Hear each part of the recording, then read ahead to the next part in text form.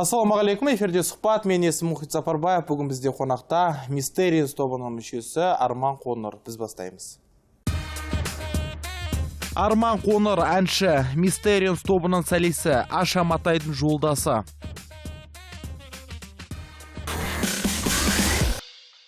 Ассалаумағалейкум, Арман. Студиямызға қош келдіңіз. Рахмет. Енді бүгін сіздердің шаңырақ көтеріп той болғаннан кейін ең әйгілі күйеу балдардың қатарына кірдіңіз, е? Олардың шығар. Қаншалықты енді қазір жаңа статусыңыз өзіңізге ұнайды? Енді барлығы творчестволық адамдар, Баян Есентаеваның өзі атынан ат үркейді көп жағдайда. Енді жаңа статусым әрине маған енді бұл жаңадан келіп жатқан нәрсе. Жалпы маған барлығы ұнайды. Ең бастысы мен Аша мені сүйіктім. Ең бастысы екеуміз бір-бірін сүйеміз. Отбасымызда барлығы жақсы. Әке-шешелерімізді сыйлаймыз. Сол себебі туысқандарымыз сыйлаймыз. Қарым-қатынас жақсы. Сол себебі бәрі керемет деп ойлаймын. Қайын әпкелеріңіздің енді бәрі бірінен бірі өтіп тұр, е? Баян ханым продюсер, Бағым Мұхидинова музыкалық продюсер, отбасылық бизнес деген ұғым бар. Қаншалықты көмегі тиіп жатыр осы кісілердің сіздерге енді жалпы танымалдылық артып жатыр ма, немесе бір өнерде енді вокал жағынан көмектесіп жатыр ма? Енді біз енді жас әнші деп айта алмаймын өзімізді, өйткені біз бұрыннан жүрміз, жаңағы Ашада бұрыннан, эстрадада, Mysterians тобында бұрыннан. Сол себебі көбінесе көп көмек сұрай бермейміз, әрине сұрап көрмегенімізді. Бірақ әрине Бағым ханымнан кейде жаңағы музыка жақтан, жаңағы бэк-вокал деген сияқты бір заттар бар студияда жазылу кезінде. Сол кезде әрине көмек сұрап қоямыз. Тек осындай кеңестерін айтып қояды бізге. Көбінесе бірақ барлығын өзіміз шешеміз, өзіміз талпынамыз, өзіміз ізденеміз деген сияқты. Енді қазір жалпы шоу-бизнес деген ұғым болды ғой баяғыдан бері, е? Бірақ бұған дейін той бизнес деген ұғым болды, е? Сіздерді өнер адамдарын енді осы тойдың адамдары деп қабылдайтын. Қазір әншілердің көбісі мынау пиар жағына жақсы көңіл бөліп жатыр, е? Перзентті болса, перзентханаға міндетті түрде бұқаралық ақпарат құралдарын шақырады. Осы енді шоу жағы дамып жатыр дегенге қосыласыз ба? Енді өздеріңіз де той жасадыңыздар, енді тойдың бәріне қазір той бастағанда баяғыда бір зиялы қауымдарды, бір құрметті қонақтарды күтетін еді ғой. Қазір бұқаралық ақпараттар құралдары келмесе той бастамайды. Бұған деген ойыңыз қандай? Енді бізді айта кететін болсақ, біз той жасаған кезде біз ондай жаңағы прессаны арнайы шақырту деген бізде болмады. Және де шақырған әншілер болса, ол тек өзіміздің достарымыз алдын ала шақыртып, оларды қонақ ретінде, олар тек әнші ретінде ғана емес, жаңағы сүйіп тыңдайтын қонақ ретінде, достарымыз ретінде, бауырларымыз, ағаларымыз ретінде шақырдық. Әрине олар сыйлықтарын жаңағы сахнада ән айтып берді бізге, сыйлап деген сияқты. Сол себебі жеке өзімізді айтып кететін болсақ, біз ондай талап қойған жоқпыз. Шақырған жоқсыздар, өздері келді. Иә, өздері келді. Әрине звондады, келуге болады ма деп рұқсат сұрады, біз әрине келіңіз деп рұқсат бердік. Олар келді, түсірді. Қаншалықты қажет қалай ойлайсыз? Ауылда отырған ағайындардың жағдайы белгілі, е? Біреуінде жарық жоқ, біреуінде жол жоқ, біреуінде су жоқ. Енді бүгін әншілердің барлығы енді бір кішкене сол аз тозып отырған ағайын намысына тимей ме кішкене? Сіздерге қараса барлықтарыңыз бақыттысыздар әншілер. Зәулім үйлер, зәулім үлкен қымбат автокөліктер, жарнаманы да жасап жатырсыздар. Енді тойда айтып кететін болсақ, қазақпыз, қазақтар тойды жақсы көреді. Ауылда болсын, қалада болсын, көптеген тойлар көріп жатырмыз. Тойдан бөлек, мен сіздердің жоқ, мен айтып кетейін, сол кезде, жасайтын кезде барлық байлықтарын, барлық жинаған ақшаларын тойға салады. Қазақ деген сол ғой, енді рас қой, қарызға алса да тойды керемет өткізу керек. Сол себебі біз де қазақпыз, біз де сөйтіп өткіздік. Біз керемет байымыз деп айта алмаймыз өзіміз. Біз қарапайым адамбыз. Сол себебі білмеймін, енді халықтың өзі айтып жатады. Интернетте көптеген басқа да тойлардың шығып жатыр, басқа да жаңағы біздің қалай айтсам болады, чиновниктердің балалары машиналармен жүріп тойларда не деген бір шулаған бір нелер бар, видеолар көп интернетте. Олардың қасында біздің той жай ғана қарапайым той, тек қана жаңағы өнердің адамдары көп болмаса, ол тек дос ретінде келіп жатыр бізге. Сіздердің танымалдылықтарыңыздың феномені неде деп ойлайсыз? Ойланып көрдіңіз бе өзіңіз? Не себептен қарайды? Не себептен сіздерге жазылады? Не себептен? Енді қандай артықшылықтарыңыз бар? Жұптар көп қой қазір, Қарақат пен Қыдырәлі бар, Жазира мен Жанболат бар, тағы. Енді ол тізімге Аша Матай мен Арман Қоңыр қосылып жатыр. Айырмашылықтарыңыз енді мен ойымша, мен логикалық тұрғыда ойланам да, әрдайым. Мен ойымша, біз біріншіден жаспыз. Жас жұп, жаңадан құрылған, көбінесе жастар тыңдайтын, көретін, бөлек жүргенде де сондай едік та. Енді жас жұп болғандықтан, көбінесе жаңағы интернет және де басқа соцсети дейді, сол жерде отыратындар көбінесе жастар ғой. Сол үшін менің ойымша қызығушылық сол себепте. Жалпы айырмашылықтарыңыз неде? Енді айырмашылық енді нақты айта алмаймын, ол үшін айту үшін мен олардың жаңағы творчестволарын жақсы білу керекпін, мен жақсы білемін деп айта алмаймын. Бірақ енді біріншіден біздің бағыт ол жастарға арналады. Екіншіден бізде негізінде басында жұп құрғанда біз ойлағанбыз, жаңағы көптеген жаңағы постановочный би жасаймыз, өйткені бізде жұптар елемейді, байқасаңыз. Если жаңағы сахнаны айтатын болсақ. Бірақ оған қазір қолымыз тимей жүр, расы керек. Өйткені жаңағы семья болып жатырмыз. Сол себебі әлі ойда бар ол планда. Енді бастадық қой, бізде көп емес, бір 4 әніміз бар, бір клипіміз бар. Сол себебі әлі жұмыстар әлі алда көп. Өзіміз нақты бағытымызды таптық деп айта алмаймын мен. Өйткені біз енді бастадық қой. Сол үшін біз определенный стиль дейді ғой, стильді әлі тапқан жоқпыз. Сол үшін мен салыстыра алмаймын басқалармен. Бірақ әрине мен өзім жақсы білетін дуэттерді оларға ұқсамаймыз. Ол мысалға Қыдырәлі Қарақат, Беркут Аиша деген сияқты, Жазира Жанболат, оларға мүлдем ұқсамаймыз. Басқаларды айтатын болсақ, мен олардың творчестволарын қатты білемін деп айта алмаймын.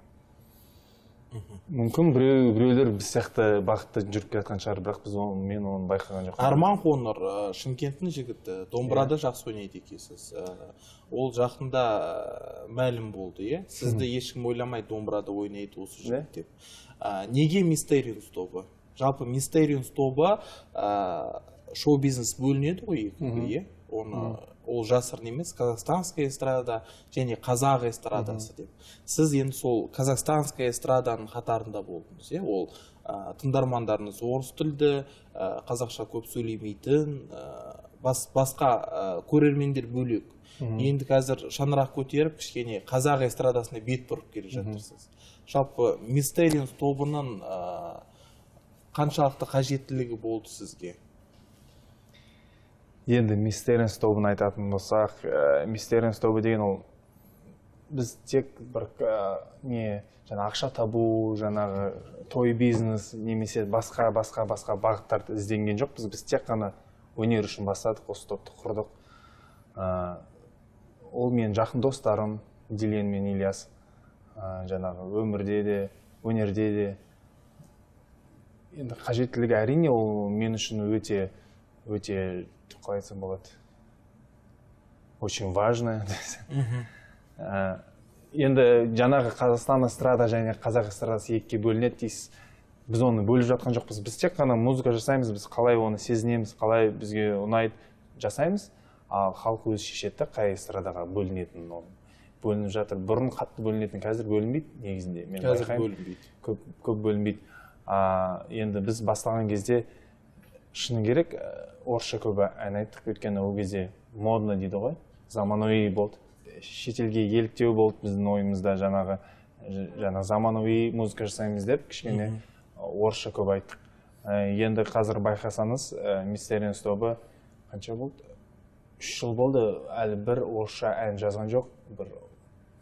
Қазақ тілді аудиторияға бет бұрып келе жатырсыздар, Бет бұрып келе жатқан жоқ, бұрып қойғанбыз.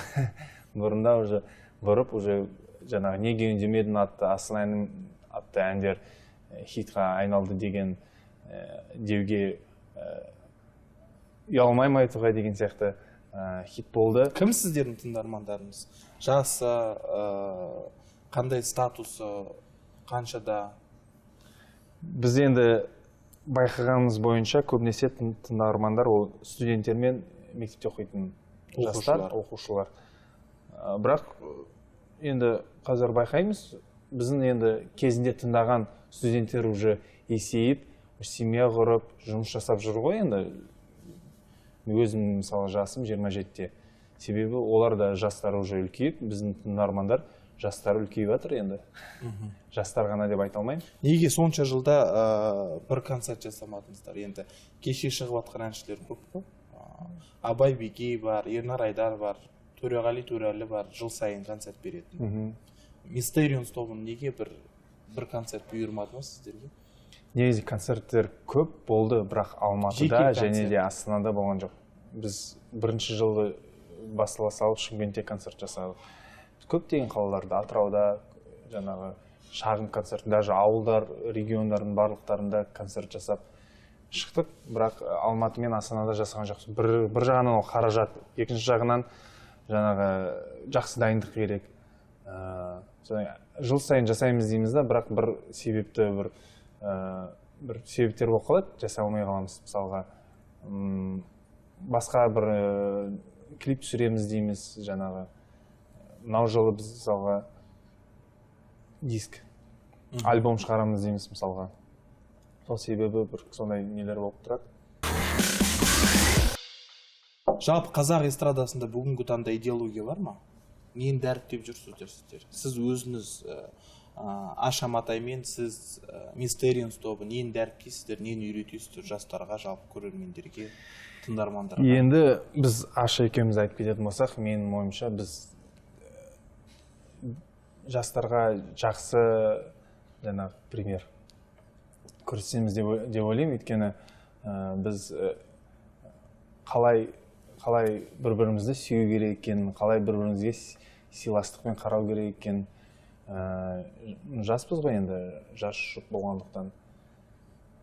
Содан кейін барып тағы қандай. Сол сияқты енді қазір нақты айтамын. Махаббатты дәріптейсіздер, жалпы. Ер азамат пен әйелдердің арасындағы махаббат. Дұрыс махаббат. Дұрыс махаббат. Дұрыс махаббат. Бүгінгі таңда сіздің әріптестеріңіздің көбісі осы дінге бет бұрып жатыр, жұма намаз сайын мешіттің алдына барып селфи етіп, селфи салады. Құрбан айтта малмен бірге селфи жасап, оны да салып жатыр. Жалпы дінге деген көзқарасыңыз қандай сіздің? Альхамдулилля, мен де мұсылманмын. Жұма сайын барып тұрамын, тырысамын. Кейде болмай қалады, енді көбінесе барамын. Достарым да ішінде 5 уақыт намаз оқитын достарым да көп. Өзімнің әкем де 5 уақыт намаз оқиды. Сол себебі мен дінге жақын деп айтуға болады. Көп нәрсе білемін дін жайлы. Өзіңіз оқисыз ба? Өзім әлі 5 уақыт намаз оқымаймын, бірақ иншалла оған да келемін. Сіз ешқашан Аша Матайға да кешірмейтін не нәрсені кешіре алмайсыз бұл өмірде? Енді бір қалай айтсам болады. Енді әр жігіт кешірмейтін нәрселер бар ғой, ол белгілі, оны айтпай қойсам да болады, нені кешірмейтін. Бірақ ең бастысы мен өзім ойлаймын, әсіресе үйленген адамдар бір-біріне кешірімді қарау керек, бір-бірін кешіру керек. Ал енді бір кешіруге тұрмайтын бір нәрселер болып жатса, әрине оған енді кешірмейсің. Көп әншілер айтады, осы мен тек қана Қазақстанда танымал емес, осы бүкіл әлемге, осы Ресей мемлекетіне танымал болғымыз келеді, сол тұрғыда жұмыс жасап жатырмыз деген фантазиялар өте көп. Сондай фантазия бар ма сіздерде? Біз ең бастаған кезде жаңағы, дұрыс айтпай кеттім, біз не себепті орысша ән бастадық. Бізде ой сондай болды, шыны керек. Біз жаңағы Жазира Мұрадова деген продюсермен жұмыс жасадық 3 жыл. Сол кезде бізде кәдімгідей план болды. Бірінші біз ән жазамыз, ол хитке айналу керек. Содан кейін барып екінші ән жазамыз, клип түсіреміз, ол өте қымбат сапалы клип болу керек. Үшінші, біз Россия эстраданың белгілі бір әншімен дуэт жасамыз деген ойлар бізде кәдімгідей план болды. Ресейдің нарығына шығамыз деп. Иә. Бірақ ол план орындалмады. Өйткені біз өнерге келгеннен кейін жаңағы көзіміз ашылды, қалай жаңағы Москвадағы барып көрдік. Сол кезде жаңағы план өзгерді деп айтуға болады. Ол жақта өнер көрсетіп жүргенше өзіміздің елімізде, өзіміздің, как говорится, где родился, там и пригодился дейді ғой. Осы жерде өнер көрсеткен дұрыс дейді. Патриотизм деген не сіз үшін? Патриотизм. Енді патриотизм жайлы көп айтуға болады. Ең бастысы ол өзін, жерін. Патриотизм енді менің ойымша ол семьядан басталады. Семьядан басталады, өзін жаңағы семьяна, халқына, жеріне деген патриотизмнен. Қалай айтуға болады оны? Не деген патриотизм? Патриотизм. Жалпы мынау Инстаграм деген әлеуметтік желі бар, әншілердің сүйікті әлеуметтік желісінің бірегейі. Қайда жүрген бәрін салып отырады. Тойда жүрсе тойда, түзде жүрсе түзде, ойда жүрсе ойда екендігін салып жүреді. Жалпы қаражат табасыз ба Инстаграмнан ба? Табысыңыз қанша? Инстаграм жайлы мен табам деп айта алмаймын, таппаймын. Қаражат табу үшін де жасап жатқан жоқпын ол Инстаграмда. Бірақ кейде бір жаңағы өтініштер болады, өтініштер жаңағы подарки бізге жіберіп тұрады. Кейде алғым келмейді, бірақ өтініш салып беріңізші репост, мен сізге осыны жарайды деп келсесін, мысалға бір торттар жібереді, ол торт енді өзіңді сатып аласың ғой тортты. Или қатты шілі торт жақсы көрем деп айтып. Жоқ, мен киім алмаймын. Мен ол негізінде оны байқасаңыз көбінесе қыздарға жақсы да ол Инстаграм деген. Қыздар киім көп ауыстырады, жаңағы көптеген дизайнерлер жіберіп жатады, ал жігіттерге ол кейде дамымаған нәрсе. Жігіттерге кәдімгі не береді сізге Инстаграм менің ойымша өнер адамдарына жақсы болды.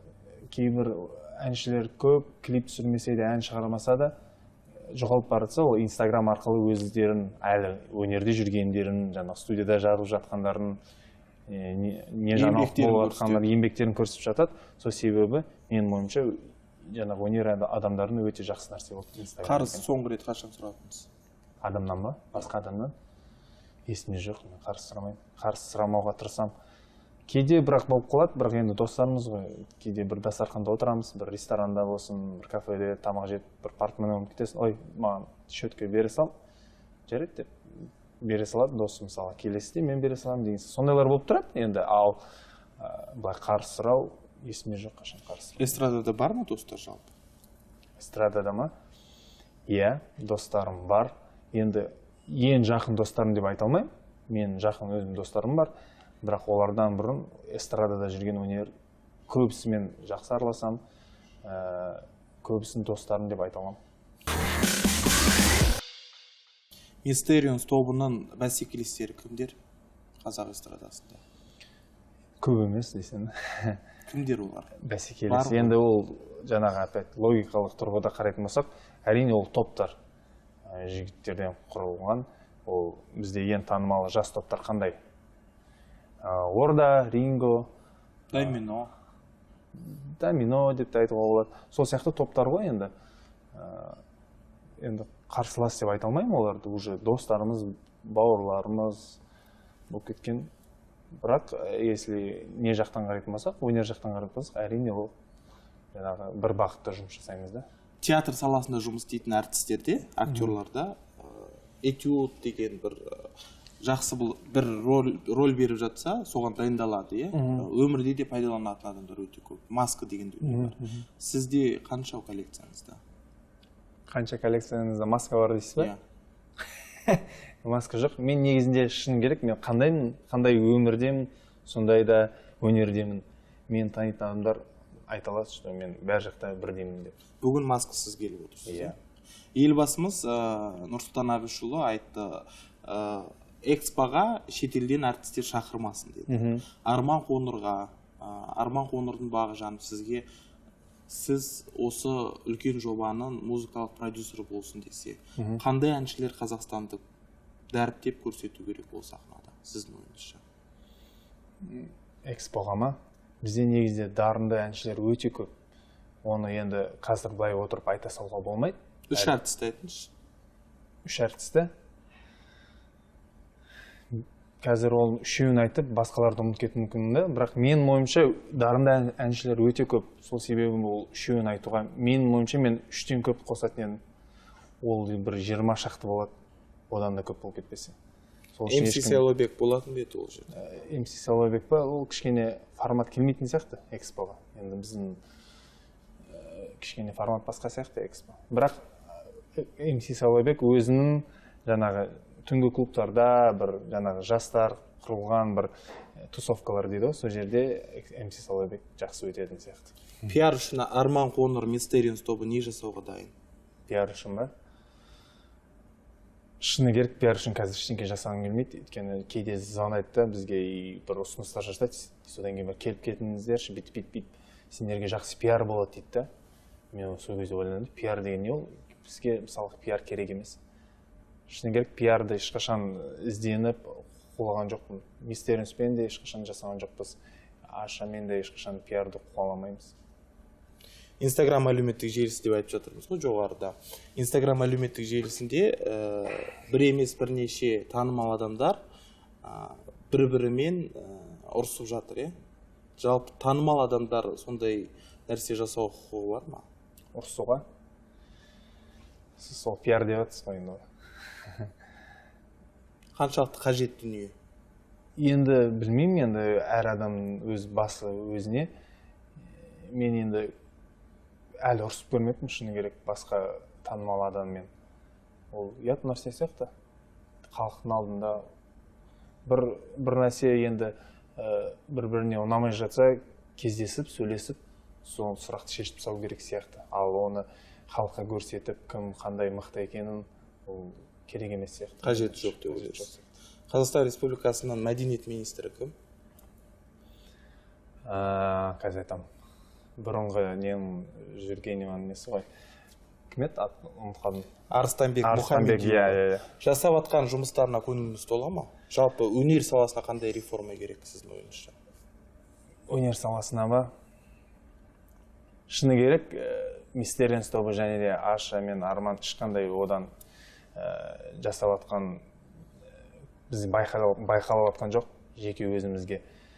Өзгерістер әрине керек сияқты менің ойымша. Көп өзгерістер, оны қазір отырып мына жерде бір 5 минут айтып тастауға болмайды. Бірақ әрине керек, өсу керек, жаңағы шоу жасау керек, концерт жасау керек, жаңағы шетел әншілерді шақыртуды қою керек. Өзімізді әншілер өте көп, жақсы дарынды. Бізде емес, бізден бөлек, мен өзімізді ғана жерде айтып жатқан жоқпын. Өте жақсы әншілер көп, сол себебі соны қолдау керек. Менің ойымша. Әншілер тойға немесе бір концертке барса, фонограммамен ән салатын болса, айту керек па? Біз бүгін фонограммамен жұмыс жасаймыз, кешірім сұраймыз деп. Себебі әртүрлі, халыққа, келген халыққа. Тамағым ауырып отыр, немесе бұл жердегі техника жарамайды. Енді ол әншінің жеке өзінің несі ғой? Шетелдік журналдарды оқып отырсақ, бір ақпараттар болады, төбесіне жазып қояды, пиар. Біз осы мақаланы шығару үшін ақша алдық деп. Әншілер айту керек па? Мен бүгін тойларыңызға келдім, ақшаларыңызды алдым, бірақ кешірім сұраймын, мен бірақ бүгін фонограммамен ән саламын деп. Енді ол шындық керек деп ойлаймын, жақсы негізінде, жақсы идея деп айтуға болады. Бірақ менің ойымша әр әншінің өзінің жаңағы үйренген бір шақырып жатқан адам оның алдында сұрайды, ондай сұрақтар болады. Мысалға бір кісі тойға шақырып жатса, сіздер қалай ән айтасыздар деп сұрайды. Жаңағы жанды дауыстама, фонограмма ба? Ол әрине ондай болады. Сіз бастама көтеріп, Mysterians тобы тойларға келген кезде біз бүгін фонограммамен ән айтамыз деп осылай бастама көтеруге дайынсыздар ма? Бірінші болып халыққа ма? Халыққа, иә. Енді той иесі рұқсат берсе. той иесі рұқсат берсе, біріншіден, екіншіден той иесі біледі ғой, біз фонограмма айтамыз да, жаңағы жанды дауыс айтамыз да, той иесі жаңағы бізді шақырған кезде ол жаңағы обговариваться дейді ғой, и сөйлесіп қойғанбыз ол жайлы. Сіз үшін кейіпкер кім? Бүгінгі 21 ғасырдың кейіпкері кім? Герой дейді ғой, баяғыда бір геройлар болды ғой. Қандай салада? Саясат болсын, шоу-бизнес болсын. Герой. Мен үшін геройлар деп айтуға болады, ол менің ата-аналарым. Мен үшін әрдайым солар герой болады. Бірінші Алла, содан кейін менің ата-аналарым. Басқа ешқандай герой жоқ. 2016 жылы дәл қазір біздің студиямызда Арман Қоңыр не туралы армандайды? Не туралы армандаймын? Енді арман көп. Ең бастысы ол менің жаңа семьям. Сол жайлы армандарым оларды айтпай қойайын. Ал өнерді айтып кететін болсақ, жаңа сіз айтқан сияқты, Мистеринс тобы өзінің жеке концертін өткізу және де альбом шығару, Ашамен де жеке концерт, альбом шығару және де жақсы ән хиттер жазу. Өкінішке орай уақытымыз өз мәресіне жетті. Сәттілік тілейміз. Рахмет. Эфирде болған сұхбат, мен есімім Мұхит Сапарбаев. Естеріңізге сала кетейін, бүгін бізде қонақта болған Мистеринс тобының мүшесі Арман Қоңыр. Эфирде жүздескенше аман сау болыңыздар.